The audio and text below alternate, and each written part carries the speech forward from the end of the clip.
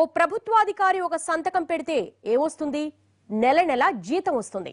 కానీ అదే సంతకం అక్రమార్కుల కోసం పెడితే కోట్లల్లో లంచం వస్తుంది. తొలినాళ్లలో ప్రభుత్వాధికారుల అక్రమాస్తులు లక్షల్లో ఉండేవి. కానీ ఇప్పుడవి కోట్లు, పదుల కోట్లు, వందల కోట్లు దాటి వేల కోట్లకు కూడా పడగలెత్తుతున్నాయి. కింది స్థాయి గుమస్తా నుంచి మొదలు పెడితే అత్యున్నత స్థాయి అధికారుల వరకు అంతా అవినీతి అక్రమార్జనలో రికార్డులు బద్దలు కొట్టేలా సంపాదిస్తున్న వాళ్లే.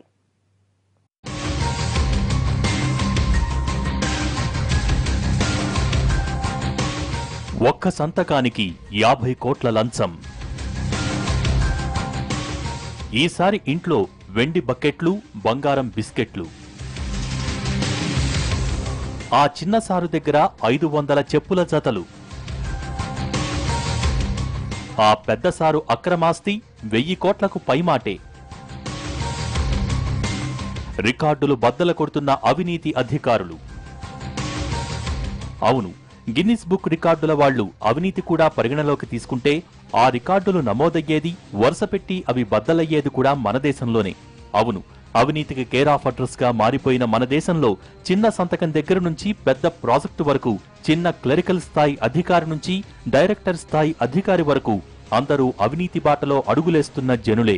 చిన్న స్థాయి పంచాయతీ నుంచి మొదలు పెడితే సచివాలయం వరకు ఏ ప్రభుత్వ ఉద్యోగితో పనవ్వాలన్నా స్థాయిని బట్టి చేతులు తడపాల్సిందే, జేబులు నింపాల్సిందే. ఇది మన దేశంలో నడుస్తున్న అనధికార శాసనం.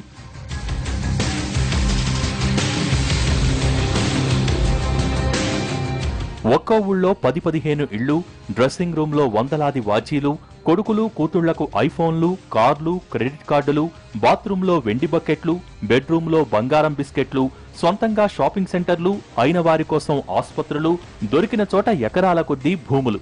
ఇదేదో టాటాలు, బిర్లాల గురించి ఇంట్రొడక్షన్ కాదు. పెళ్లాం బిడ్డల పేర్ల మీదే ఆస్తులు రాయని ఈ రోజుల్లో బంధువులు, స్నేహితులు అందరి పేర్ల మీద 100 కోట్ల ఆస్తుల రిజిస్ట్రేషన్ చేసేవాళ్లు కోకొల్లలు. వీరంతా వినోబా భావేలా భూదానోద్యమకారులు కాదు, అక్షరాలా మన ప్రభుత్వాధికారులు.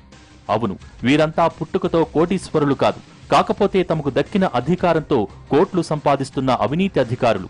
ఇంకా చెప్పాలంటే తమ అధికారాన్ని ఆమ్యామ్యాలకు అమ్మేస్తున్న లంచాధికారులు.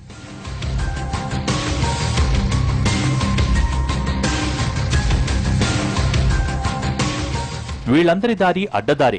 వీరికి లంచమే ఊపిరి, ఆమ్యామ్యాయే ఆహారం. చెయ్యి తడపకపోతే సంతకం కూడా పెట్టలేరు. ఇదేదో ఒక్క శాఖకే అనుకుంటే పొరపాటే. దేశ రాష్ట్ర ప్రభుత్వాలలో ఆ శాఖ ఈ శాఖ అని తేడా లేదు. ఆ రాష్ట్రం ఈ రాష్ట్రం అని చెప్పటానికి లేదు. ఉద్యోగుల హోదాలతో పని లేదు. వారికి వచ్చే జీతాలతో సంబంధం లేదు. ఒక్కసారి సర్కారీ కొలువులో కూర్చోగలిగితే చాలు, అక్కడ్నుంచి డబ్బే డబ్బు, వద్దన్నా డబ్బు, కోట్లకు కోట్లు డబ్బు. నమ్మాలనిపించడం లేదా? అయితే ఈ లంచాధికారుల్ని ఓసారి చూడండి.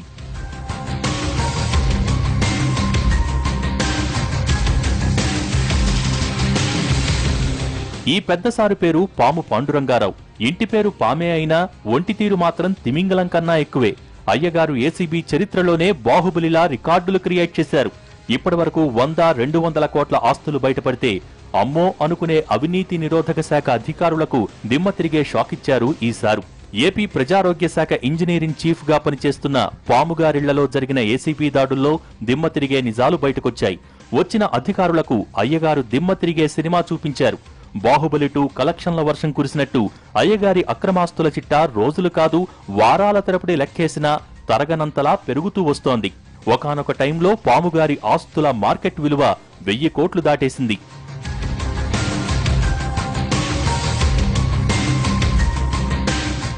ఇప్పటివరకు ఏసీబీ చరిత్రలో ఇంత పెద్ద అనకొండ ఎప్పుడూ దొరకలేదు. సచిన్ సెంచరీలు కొట్టినట్టు ఏడాదికో అవినీతి సెంచరీ కొట్టుకుంటూ వచ్చాడియన.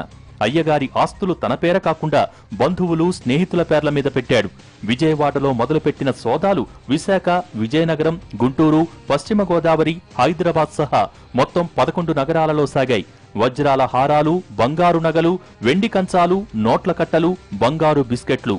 అబ్బో, అయ్యగారి ఇల్లే ఓ అనంత పద్మనాభస్వామి ఆరోగదిలా కనిపించేసరికి ఏసీబీ అధికారులు కూడా నివ్వెరపోయారు.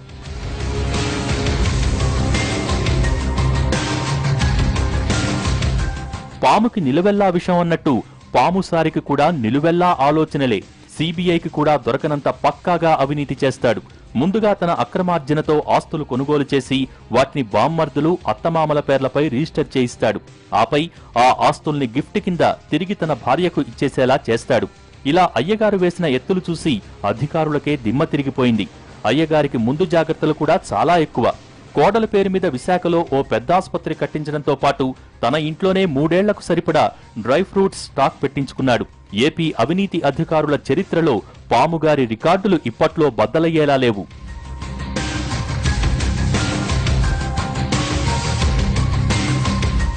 ఈ స్థాయిలో అధికారులు ఎలా సంపాదిస్తారన్న అనుమానం మీకొచ్చిందా? అయితే ఈసారు చరిత్ర చూస్తే మీకది అర్థమైపోతుంది. అవినీతికి కేర్ ఆఫ్ అడ్రస్ లాంటి సబ్ రిజిస్ట్రార్ ఆఫీసులో వద్దన్నా కాసుల వర్షం కురుస్తుంది. రీసెంట్ గా బయటపడ్డ మియాపూర్ కుంభకోణంలో గోల్డ్ స్టోన్ ప్రసాద్ సూత్రధారైతే కుకట్పల్లి సబ్ రిజిస్ట్రార్ అధికారులు పాత్రధారులు. నిజానికి మియాపూర్ సబ్ రిజిస్ట్రార్ ఆఫీసులో చేయించాల్సిన రిజిస్ట్రేషన్ ఎనీవేర్ రిజిస్ట్రేషన్ వెసులుబాటు కింద కుకట్పల్లిలో రిజిస్టర్ చేయించారు. ఇందుకోసం sub registrar Srinivasarao gold stone Prasad వాళ్లకు సాయం చేశాడు. ఈ స్కామ్ లో శ్రీనివాసరావు పెట్టిన ఒక్క సంతకానికి ఆయనకు ముట్టిందెంతో తెలుసా? అక్షరాల 50 కోట్ల రూపాయలు.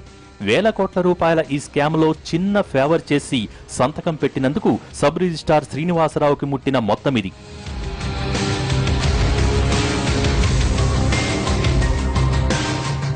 ఈ స్కామ్ బయటపడ్డాక అధికారులు శ్రీనివాసరావు ఇంట్లో సోదాలు జరిపితే కళ్లు తిరిగే నిజాలు బయటపడ్డాయి. ఇలా ఒక్కో సంతకానికే కోట్ల రూపాయల లంచాలొస్తుంటే అధికారులు 1000 కోట్లు సంపాదించకుండా ఏం చేస్తారు చెప్పండి?